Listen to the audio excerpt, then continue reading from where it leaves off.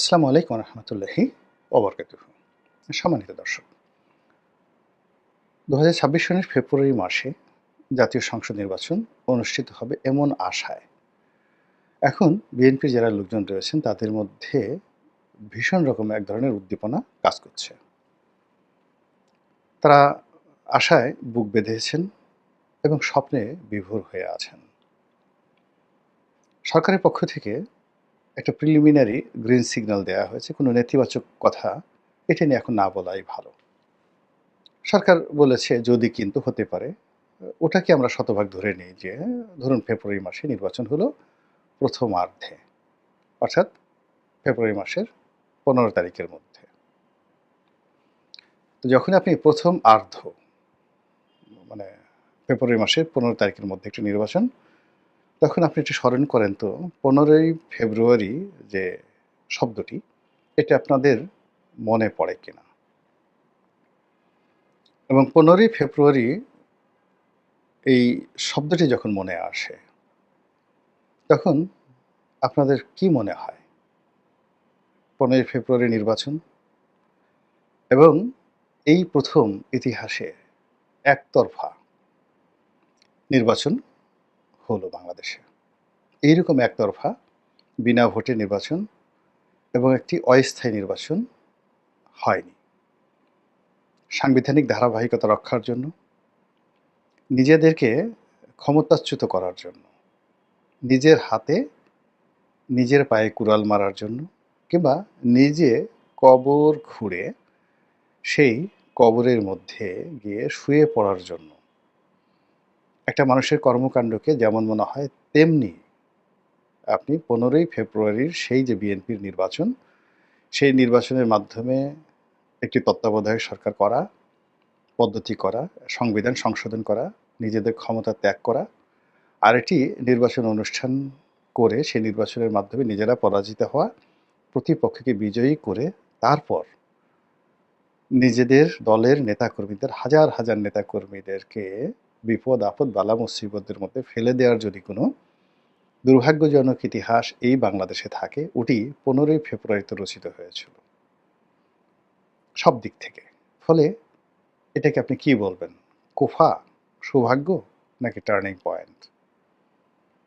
এখন এই যে বিএনপির সেই যে কুখ্যাত ১৫ই ফেব্রুয়ারি নির্বাচন, এটি কেন হলো, কিভাবে হলো, সেই ইতিহাস আমরা সবাই জানি। কারা করেছিল, কেন করেছিল, এর দ্বারা কারা লাভবান হয়েছিল, সেই সময় আওয়ামী লীগ বিএনপির দ্বন্দ্ব সংঘাত থেকে শুরু করে সব কিছু আমরা জানি। তো কাজেই সেই ফেব্রুয়ারি মাসের প্রথমার্ধে আমরা ১৫ তারিখকে স্মরণ রেখে আবার ২০২৬ সনে আরেকটি নির্বাচন অনুষ্ঠান করতে যাচ্ছি। তাহলে ২০২৬-এর পাশে আপনি যদি একটা ৬ ধরেন, তাহলে সেই ৬-কে আপনি একবার কল্পনা করেন। ২০২৬-এর ৬, ২০০৬ সালের ৬, ১৯৯৬ সনের ৬। তাহলে ৬ সংখ্যাটি ৬ সংখ্যাটি বিএনপির জন্য মানে কতটা বিপজ্জনক, এটা আপনি শুরু করেন প্রথম থেকে। বিএনপির যে রাজনৈতিক বিবর্তন, সেই বিবর্তনের সবচেয়ে ভয়াবহ অবস্থা তাদের জন্য তৈরি হয় ১৯৮৬ সনে ৬। তারপরে ১৯৯৬ সনে ৬, ২০০৬ সনে ৬, ২০০৬ সনের পরে আবার ১০ বছর পরে আপনি আসেন ২০১৬ সনে। বিএনপি তছনছ করে দিয়েছে ২০১৬ সনে। আবার ২০২৬-এর ৬, গেল ৬ সংখ্যা। ফলে এই যে সংখ্যা তত্ত্ব নিয়ে জ্যোতির্বিজ্ঞান বলেন, তারপর অঙ্কবিদরা বলেন, তারা যে বিভিন্ন শুভ সংখ্যা বা কারো কারোর জন্য ৩, কারো কারোর জন্য ৬, কারো কারোর জন্য ৭, কারো কারোর জন্য ১, শুভ, কারো কারোর জন্য অশুভ, এই কথাগুলো বলেন, এটা ইতিহাস দ্বারা প্রমাণিত। ফলে বিএনপির জন্য ৬ সংখ্যাটি, 6, নাম্বার 6, আমার দৃষ্টিতে এটা একটা মহাবিপদ, বিপদ সংকেত বা মানে ১০ নম্বর বিপদ সংকেতের নম্বর ৬। সেকেন্ড হলো ফেব্রুয়ারি মাস। ফেব্রুয়ারি মাস বিএনপির জন্য সব সময়টাতে একেবারে প্রথম থেকে জিয়া রহমান সাহেব যখন মানে ১৯৭৫ সনের ১৫ই আগস্টের হত্যাকাণ্ডের পরে ৭ই নভেম্বর এলো। ৭ই নভেম্বর থেকে আ যে রাজনৈতিক বিবর্তন, পট পরিবর্তন, বিএনপির ক্ষমতা গ্রহণ এবং উনার বিরুদ্ধে একের পর এক যে কু হয়েছে, তার জীবনটাকে তছনছ করে ছেড়ে দিয়েছে। এটা আপনি ১৯৭৫ সনের আ না ১৯৭৬ সনের ফেব্রুয়ারি মাসটা জিয়াউর রহমান সাহেবের পুরো মাসটা কেমন কেটেছে একটু খুঁজে দেখেন তো। আবার একইভাবে ১৯৭৫ সনের ফেব্রুয়ারি মাসটা তার জন্য কতটা বিব্রতকর, কতটা বিপজ্জনক এবং কতটা ফ্রাস্ট্রেটেড ছিল।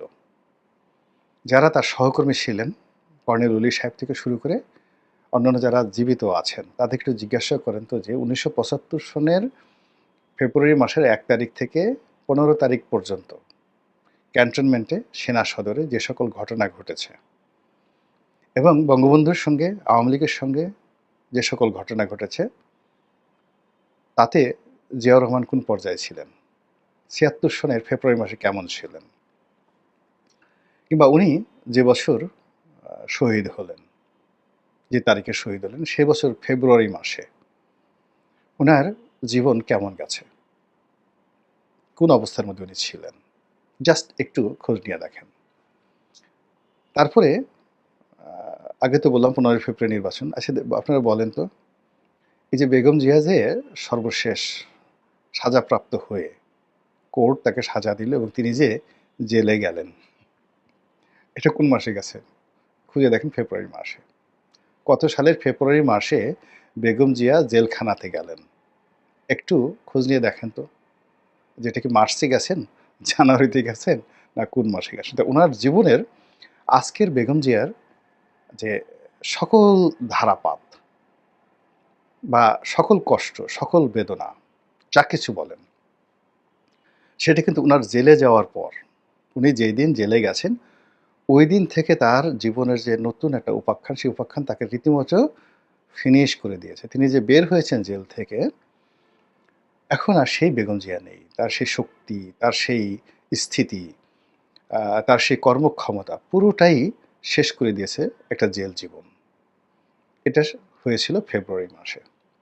আচ্ছা, তারেক রহমান সাহেবকে একটু জিজ্ঞাসা করেন তো যে 1/11 এর পরে 1/11 এর পরে তার জীবনের যে সবচেয়ে যে দুঃসময়টা গেছে, সেটা ২০০৭ সন, অর্থাৎ ১/১১ যখন হলো ২০০৬ সনে। তো ২০০৭ সনে যে সময়টিতে, তখন ফেব্রুয়ারি মাসটা তার কাছে কেমন গেছে? একটু ক্যান্টনমেন্টে জেলখানাতে বা তিনি যখন বন্দী ছিলেন, সেই ফেব্রুয়ারি মাসটা একটু তাকে কাউন্ট করতে বলেন। আপনারা কাউন্ট করেন, নিজেরা কাউন্ট করেন যে ফেব্রুয়ারি মাসটা কেমন গেছে। এখন আমি যেমন বিএনপির একজন কর্মী হিসেবে